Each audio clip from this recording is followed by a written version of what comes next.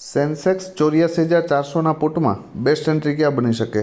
ભાઈ, આ પ્રીમિયમ હાલની પોઝિશનમાં હાઈવે ઉપર છે. જો મોર્નિંગમાં 1:15 કેન્ડલનું ક્લોઝિંગ 189ની ઉપર આવી જાય અને પછી તમને 148 અથવા 113ની આજુબાજુ ક્યાંય પણ સપોર્ટ લેતું દેખાય ડીપમાં, તો એન્ટ્રી કરી શકાય. અને 189ને બ્રેક કરી દે ને તો 281, 426 અને 594 આવી શકે. એમાં કોઈ શંકાના સ્થાન નથી. સેકન્ડ કન્ડિશન કે આ premium heavy gap up open થાય. કેવું? ધારી લ્યો કે 200 અથવા તો 300, 426ની વચ્ચે ક્યાંય પણ ઓપન થાય તો પછી મને નથી લાગતું કે આ વધારે ડીપ આવે. તો પછી 281ની આજુબાજુ સપોર્ટ લેતું દેખાય તો એન્ટ્રી કરી શકાય. અને 426 બ્રેક કરી દે ને તો 594 સુધી જઈ શકે.